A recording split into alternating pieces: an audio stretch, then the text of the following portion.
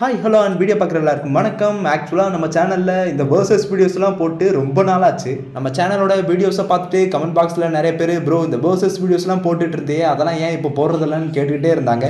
எனக்கும் இந்த வேர்சஸ் வீடியோஸ்லாம் போடணும் அப்படின்னு சொல்லி ரொம்ப நாளாக தோணிக்கிட்டே இருந்துச்சு.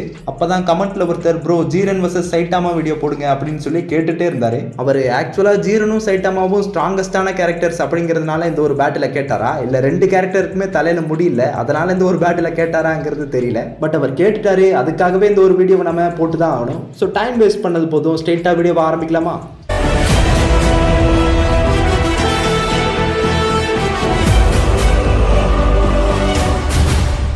ஸோ பேட்டில் ஸ்டார்ட் பண்ணுறதுக்கு முன்னாடி இந்த ரெண்டு கேரக்டர்ஸோடைய பவர்ஸ் அண்ட் ஃபீட்ஸ்லாம் என்ன அப்படிங்கிறத டீட்டெயிலாக பார்த்துடலாம். அண்ட் இந்த ஒரு பேட்டில் நம்ம முக்கியமாக தெரிஞ்சுக்க வேண்டிய ஒரு விஷயம் என்னன்னா, ஜீரன் வந்து ஒரு லாஜிக்கோட உருவாக்கப்பட்ட ஒரு கேரக்டர். பட் சைட்டாமாவுக்கு லாஜிக்னே ஒன்று கிடையாது. இதை நான் ஏன் அப்படி சொல்கிறேன்னா, இப்போ டிராகன் பால் எடுத்துக்கங்க, அதில் ஒரு கேரக்டர் இருக்காருன்னா அவருடைய பவர் லெவல் எந்த அளவுக்கு இருக்குது அப்படிங்கிறத நம்பர்ஸை பொறுத்து கனெக்ட் பண்ணுவாங்க. ஸோ ஒருத்தருடைய பவர் லெவல் எந்த அளவுக்கு இருக்கோ அதே அளவுக்கு அவருடைய strength, speed, energy, power, durability இது எல்லாமே அந்த நம்பர்ஸை பொறுத்து தான் அமையும். ப்ளஸ் டிராகன் பாலில் இருக்கிற ஒவ்வொரு பவர்ஃபுல்லான கேரக்டருமே தனக்குள்ள இருக்கிற அந்த கீ எனர்ஜியை கண்ட்ரோல் பண்ண கற்றுப்பாங்க. ஸோ அவங்களோட கீ கண்ட்ரோல் எந்த அளவுக்கு இருக்கோ அதே அளவுக்கு அவருடைய பவர் லெவலும் பயங்கரமாக இருக்கும். ஸோ டிராகன் பாலை பொறுத்த வரைக்கும் ஒரு கேரக்டர் ரொம்பவே பவர்ஃபுல்லாக மாறணுங்கிறதுக்காக கடுமையான ட்ரைனிங் எடுத்துப்பாங்க. நிறைய பேட்டில்ஸ்லையும் கலந்துப்பாங்க. கொஞ்சம் கொஞ்சமாக தான் தன்னுடைய பவர் லிமிட்டை இன்க்ரீஸ் பண்ணுவாங்க. ஸோ இதுதான் பார்த்தீங்கன்னா டிராகன் பாலுடைய ஒரு பேசிக் அவுட்லைன். லைக் இப்போ கோகு எடுத்துக்கங்க. கோகு வந்து ஒரு யூனிவர்சல் லெவல் பவர்ஃபுல்லான கேரக்டர்னு சொல்கிறாங்க இல்லையா, அதுக்கு ஒரு காரணம் இருக்குது. என்னன்னா, கோகு வந்து பிறக்கும் போதே one of the most powerful ரேஸான சயன் இனத்தில் பிறந்தவன். பிளஸ் தன்னோட சின்ன வயசுல இருந்தே கடுமையான மார்ஷியல் ஆர்ட்ஸ் ட்ரைனிங் எடுத்துக்கிட்டு தன்னோட கீ கண்ட்ரோலை பயங்கரமா மெருகேற்றி வச்சிருப்பான்.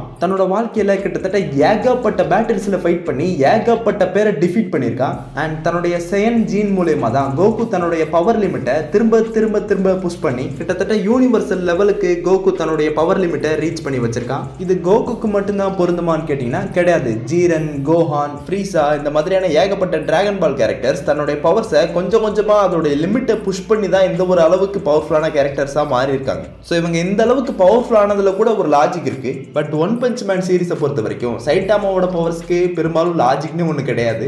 ஏன்னா இந்த சீரிஸோட ஆத்தர் மற்ற அனிமே மெயின் கேரக்டர்ஸை நக்கல் அடிக்கணும் அப்படிங்கிறதுக்காக தான் இந்த ஒரு கேரக்டரே உருவாக்கியிருப்பாரு. லைக் இருக்கிற எல்லா அனிமேஸ்லுமே பெரும்பாலும் ப்ரொட்டாகனிஸ்ட் வந்து தன்னுடைய பவரை கொஞ்சம் கொஞ்சமா 0லேருந்து 100க்கு புஷ் பண்ற மாதிரி காமிப்பாங்க. பட் சைட்டாமாவை பொறுத்தவரை அவன் தனக்கு பவர் கிடைச்சப்பவே தன்னுடைய 100% பவரை வெளிப்படுத்துற நிலைமையில தான் இருப்பான். எப்படி சைட்டாமா இந்த அளவுக்கு ஸ்ட்ராங்கா இருக்கான்னு கேட்டீங்கன்னா, 100 சிட்டப், 100 புஷ்அப், 10 கிலோமீட்டர் ரன்னிங் போனதுனால சைட்டாமா இந்த அளவுக்கு ஸ்ட்ராங்கான ஒரு கேரக்டரா மாறிட்டான் அப்படிங்கிற மாதிரி சொல்லியிருப்பாங்க. ஸோ இவனுக்கு எப்படி பவர்ஸ் கிடைச்சதுங்கிறதுலே லாஜிக் இல்லை. ஸோ ஓரளவுக்கு லாஜிக்கோட இருக்கிற ஒரு கேரக்டர் வந்து லாஜிக்கே இல்லாத இன்னொரு கேரக்டரோட ஃபைட் பண்ணா அந்த ஒரு பேட்டில் வின் பண்றது என்னமோ லாஜிக்கே இல்லாத கேரக்டர் தான். ஸோ ஒரு எக்ஸாம்பிளுக்கு சொல்றேன், டிராகன் பால்ல அரேலா அப்படிங்கிற ஒரு கேக் கேரக்டர் இருக்கும்.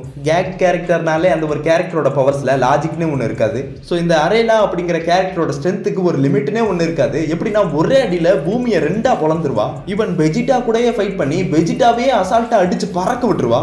இதை பார்த்துட்டு வெஜிடா நீ ஒரு கேக் கேரக்டரா இருக்கிறதுனால இந்த அளவுக்கு ஸ்ட்ராங்கா இருக்கிறதுல நியாயமே இல்லைன்னு சொல்லியிருப்பான். ஸோ இந்த இடத்துல நம்ம புரிஞ்சுக்க வேண்டிய விஷயம் என்னதான் டிராகன் பால்லே one of the most strongest கேரக்டரா இருந்தாலும் அவனோட ஆப்போனன்ட் லாஜிக்கே இல்லாத ஒரு கேக் கேரக்டரா இருந்தா அந்த ஒரு பேட்டில் வின் பண்ண போறது என்னமோ அந்த ஒரு கேக் கேரக்டர் தான். ஸோ இப்போ உங்களுக்கு புரிஞ்சிருக்கும்னு நினைக்கிறேன். ஒன் பஞ்ச் மேன் சீரிஸை பொறுத்த வரைக்கும் சைட்டாமாவுமே கிட்டத்தட்ட ஒரு கேக் கேரக்டர் தான். ஏன்னா இந்த சீரிஸோட லாஜிக்கே சைட்டாமாவோட ஒரு அடியை தாங்கிறதுக்கு எவனாவது இருக்கானா அப்படிங்கிறத சைட்டாமா தேடிட்டு இருக்கான். அப்படி ஒருத்தவன் கிடைக்கவே மாட்டேங்கிறாங்கிறதா சைட்டாமாவுக்கு பிரச்சனையா இருக்கும். ஸோ ஒரு சீரிஸோடைய ப்ரொட்டாகனிஸ்ட் ஒரு நான் லாஜிக் கேரக்டரா இருந்தா அந்த ஒரு சீரிஸை கண்டினியூ பண்றதுல ஒரு ப்ராப்ளம் ஒன்று ஏற்படும். என்னன்னா இப்ப சைட்டாமா இருக்கா இல்லையா, சைட்டாமா ஒன் பஞ்சில் எல்லாரையுமே டிஃபீட் பண்ணிடுவான். அப்படிங்கிறப்ப அவனை வச்சு கதையே எழுத முடியாது. ஏன்னா எப்பேற்பட்ட எனிமி வந்தாலும் சைட்டாமா தான் ஒரு பஞ்சில் கொன்றுவானே. ஸோ இப்படி ஒரு நேரத்தில் தான் ஒன் பஞ்ச் மேன் சீரிஸில் லாஜிக்னு ஒரு விஷயத்தை கொண்டு வராங்க.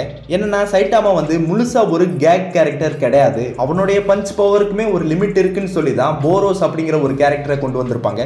ஏன்னா சைட்டாமா போரோஸ் கூட ஃபைட் பண்ணும்போது அவனை சிங்கிள் பஞ்சில் கொண்டு இருப்பானான்னு கேட்டால் கிடையாது. மல்டிபிள் பஞ்சஸை யூஸ் பண்ணி ஈவன் சீரியஸ் பஞ்சை யூஸ் பண்ணி தான் போரோஸை கொல்ற மாதிரி காமிச்சிருப்பாங்க. ஸோ போரோஸ் கூட நடந்த பேட்டில் அப்பவே சைட்டாமாவுடைய அந்த ஒரு ஒன் பஞ்ச் மேன் அப்படிங்கிற அந்த ஒரு லாஜிக் வந்து பிரேக் ஆயிடுச்சு இல்லையா. ஸோ இந்த இடத்துல சைட்டாமா முழுசா ஒரு கேக் கேரக்டர் கிடையாது. அவனுடைய ஸ்ட்ரென்த்துக்குமே லிமிட்னு ஒன்று இருக்கு. அந்த லிமிட் எந்த அளவுக்கு இருக்குன்னு தான் தெரியல அப்படிங்கிற ஒரு லாஜிக்கை கொண்டு வந்திருப்பாங்க. ஸோ சைட்டாமாவே தன்னுடைய பவர் லிமிட்டை பிரேக் பண்ண ஒரு பாயிண்ட்னா அது காஸ்மிக் காரா கூட நடந்த ஃபைட்டை சொல்லலாம். அந்த ஒரு ஃபைட் அப்பவே அப்பவே சைட்டாமா தன்னுடைய ஃபுல் பவர் யூஸ் பண்ணி ஃபைட் பண்ண போறதா சொல்லியிருப்பான். பட் சைட்டாமாவோட ஃபுல் ஸ்ட்ரென்த்தை தாங்குற அளவுக்கு ஃபர்ஸ்ட் காரோ வந்து ஸ்ட்ராங்கா இருந்திருக்க மாட்டான். பிளஸ் இந்த பேட்டில் ஃபுல்லாவே சைட்டாமா ஜெனோஸோட ஹார்ட் ரியாக்டரை தன்னுடைய லெஃப்ட் ஹேண்ட்ல புடிச்சுக்கிட்டே தான் ஃபைட் பண்ணியிருப்பான். ஸோ இந்த ஒரு பேட்டில்ல சைட்டாமா தன்னுடைய ஃபுல் பவரை காமிச்சிட்டானான்னு கேட்டா கிடையாது. ஏன்னா சண்டை போட்டுட்டு இருக்கும் போதே இடையில சைட்டாமா எமோஷனலி பிரேக் ஆனதுனால அவனுடைய பவர் வந்து காஸ்மிக் காரோவோட பவர் லெவலை விட திடீர்னு எந்த ஒரு காரணமுமே இல்லாம சடனா பல மடங்கு ரைஸ் ஆகும். அந்த அளவுக்கு பவர் லெவல்ல இருக்கிற சைட்டாமா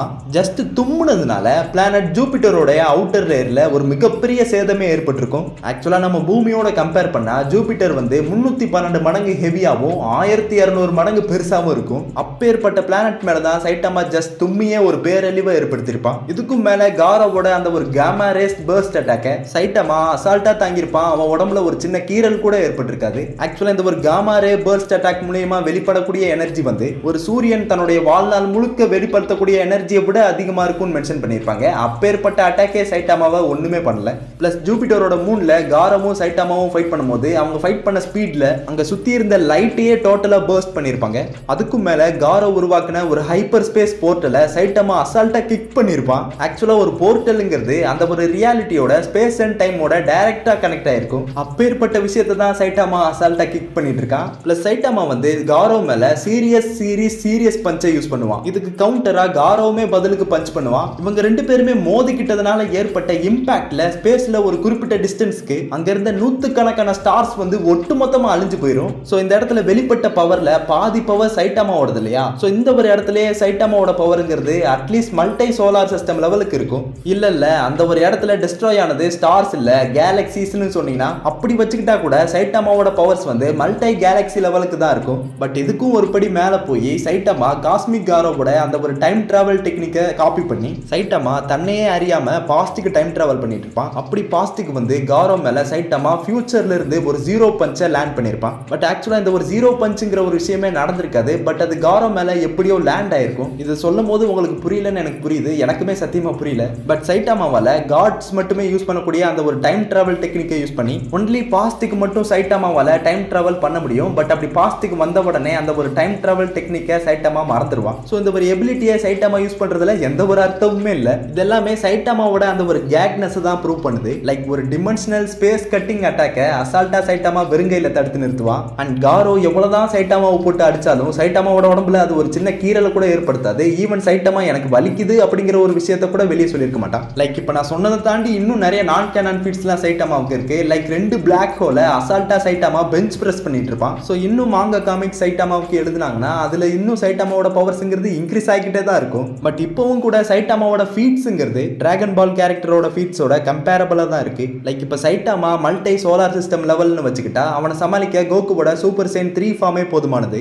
இல்ல சைட்டாமா மல்டி கேலக்சி லெவல்னு சொன்னா கூட சூப்பர் சைன் 4 ஃபார்மே அதுக்கு போதுமானது தான். ஏன்னா கோகு சூப்பர் சைன் காட் ஃபார்ம்ல இருக்கும்போது லார்ட் பீரஸ் கூட நடந்த ஃபைட்ல அவங்க 2 பேரும் சேர்ந்து அவங்கள சுத்தி இருந்த அந்த ஹோல் எக்ஸிஸ்டன்ஸ் ஸ்பேஸ் அண்ட் ரியாலிட்டியோட சேர்த்து அந்த ஹோல் யூனிவர்ஸையே ஒட்டுமொத்தமா அழிச்சிருப்பாங்க. பட் இதுல காமெடியே அவங்க 2 பேருமே இந்த இடத்துல தன்னுடைய ஃபுல் பவரை யூஸ் பண்ணலங்கிறது தான். ஸோ சூப்பர் சைன் காட் ஃபார்ம்லே கோகு பாதி யூனிவர்சல்னா அதை விட 50 மடங்கு பவர்ஃபுல்லா இருக்கிற சூப்பர் சைன் ப்ளூ ஃபார்ம்ல கோகு எந்த அளவுக்கு பவர்ஃபுல் அப்படிங்கிற ஒரு விஷயத்தை இதுக்கு முன்னாடியே ஒரு வீடியோல நான் டீடைலா எக்ஸ்பிளைன் பண்ணிருக்கேன். அந்த வீடியோவோட லிங்க் நான் கீழே டிஸ்கிரிப்ஷன்ல தரேன். தயவு செஞ்சு ஒரு தடவை போய் செக் பண்ணி பாருங்க. ஸோ சூப்பர் சைன் ப்ளூ ஃபார்ம்ல கோகு ஆல்மோஸ்ட் யூனிவர்சல் லெவல்ல இருப்பான். அப்பேற்பட்ட கோகுவோட சூப்பர் சைன் ப்ளூ ஃபார்மையே ஜீரன் அசால்ட்டா போட்டு புரட்டி எடுத்துட்டு இருப்பான். இது பத்தாதுன்னு Goku super Saiyan blue Kaioken 20 times வேற யூஸ் பண்ணுவான். அதுவும் பத்தாது. ஸோ கோகு இது வரைக்கும் இல்லாத அல்ட்ரா இன்ஸ்டிங் ஃபார்முக்கே மாறுவான். அப்பயும் ஜீரன் வந்து அவனை சமாளிச்சுட்டு தான் இருப்பான். ஒரு கட்டத்துக்கு மேல அட்டானமஸ் அல்ட்ரா இன்ஸ்டிங்கா மாறினதுனால தான் கோகுவால ஜீரனை டிஃபீட் பண்ண முடிஞ்சது. ஸோ இந்த இடத்துல ஜீரனுமே ஒரு யூனிவர்சல் லெவல் கேரக்டர் தான். யூனிவர்சல்னா அவனால ஒரு ஹோல் யூனிவர்ஸையே ஒட்டுமொத்தமா அழிச்சிட முடியாது.